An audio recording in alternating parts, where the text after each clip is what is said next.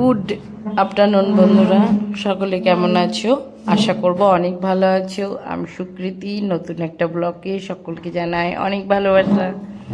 দেখো বন্ধুরা, আমি কিন্তু ব্যাগপত্র গুছিয়ে নিয়ে চলে গেছিলাম মায়ের কাছে, মানে মায়ের বাড়ি। কেননা ওই হোলির দিনের এটা ব্লগ দিতে অনেকটাই দেরি হয়ে গেছে। মানে আমি রেডি করে রেখেছিলাম, কিন্তু কোনো কারণবশত হয়তো আমার ছাড়তে ভুলে গেছি, সেই জন্য দেরি হয়ে গেল।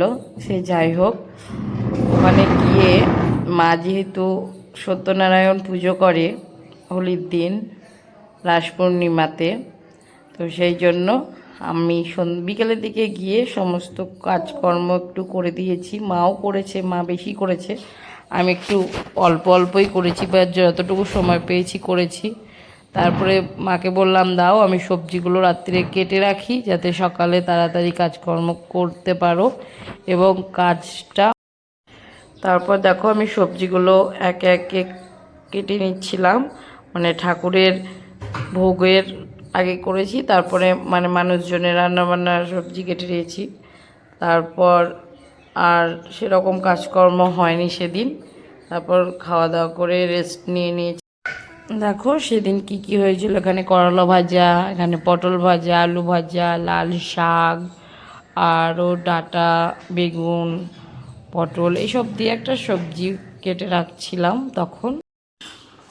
আর সবার জন্য শাক হবে বলে বললো মা, শাকগুলো কেটে নে। তারপরে দেখো এখানে সবজি আমার সমস্ত কাটা কমপ্লিট হয়ে গেছে, রাত্রে মধ্যে কেটে রেখে দিয়েছি, কেননা সকালে চটপট রান্না হয়ে যাবে। তারপরের দিন সকালবেলায় দেখো মা সব বাসনপত্র নামিয়ে পরিষ্কার করে মেজে নিয়েছে। দাদা এসেছিল, ফল, তারপরে ঠাকুরের আরও যা যাবতীয় যা বাজার সেগুলো দিয়ে গেছে।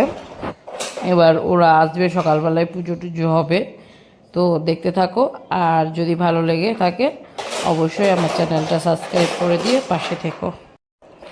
তারপর এখানে মা ক্ষীর ছানা করবে বলে উনুনটা জাল ছিল, কিন্তু যেহেতু খুব হাওয়া দিচ্ছিল তখন, ওই জন্য বাইরে আর হয়নি। মা ভিতরের উনুনেই তখন ক্ষীর ছানাটা করেছে। সেই মধ্যে আমাদের গ্যাসটাও শেষ হয়ে গেছিলো, তো আবার গ্যাসের যে দাদা আছে তাকে ডেকে ফোন করে আনা হলো, তখন আবার সেই গ্যাসটা ঠিক করে দিয়ে গেল। এর মধ্যে ঠাকুরমশাইও এসে উপস্থিত।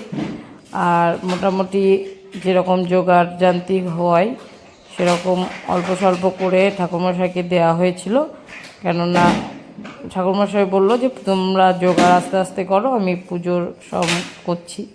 আর মা এদিকে তাড়াহুড়ো লাগিয়ে দিয়েছে, তো আমি বললাম ধীরে সুস্থে করো। দেখো মোটামুটি আমাদের সমস্ত জোগাড় যান্ত্রী সব হয়ে গেছে। এবার ঠাকুরমশাই একদম সম্পূর্ণভাবে পুজোয় বসে গেছে। এই রাস পূর্ণিমাতে নারায়ণ পুজো করলে নাকি সংসারের উন্নতি হয়, সুখ শান্তি বজায় থাকে। এটা সত্যি কি না জানি না, তবে ঈশ্বর যখন এসেছে নিজের স্বইচ্ছায়, তখন অবশ্যই পুজো করা উচিত বলেই মনে হয় আমার।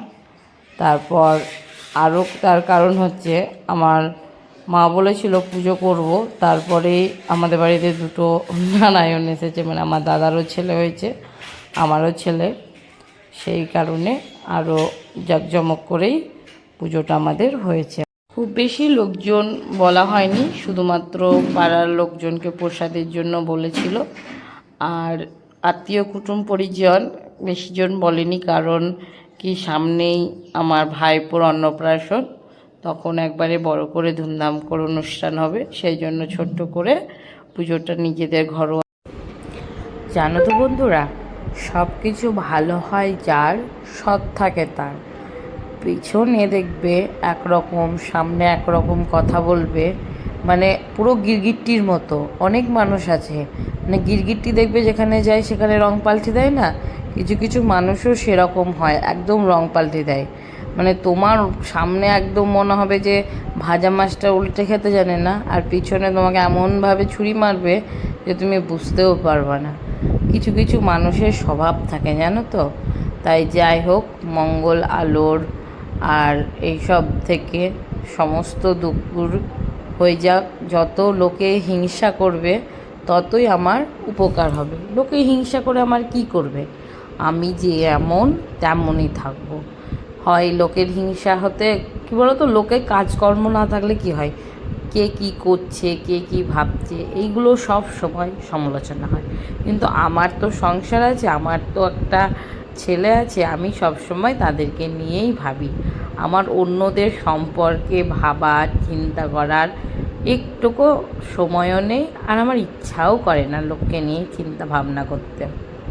যাই হোক, দেখো পুজোটা হচ্ছে, আমি কেন কথাগুলো বললাম তার কারণ হচ্ছে, অনেক মানুষ প্রচণ্ড পরিমাণে হিংসা করে, এতটাই হিংসা করে যে পারলে আমাকে মানে দুটো চোখে গিলে খেয়ে নেবে, মানে এমন হিংসা। আমি যদি আমার কিছু নিই বা আমি যদি আমার কিছু পেয়ে থাকি, তাতে লোকের কি সমস্যা আমি সেটুকু বুঝি না। লোকে তো আমাকে খাওয়াচ্ছেও না, পড়াচ্ছেও না, লোকের এত চিন্তা ভাবনা আমাকে নিয়ে, মনে হয় রাতে ঘুম পর্যন্ত বন্ধ করে দেয়।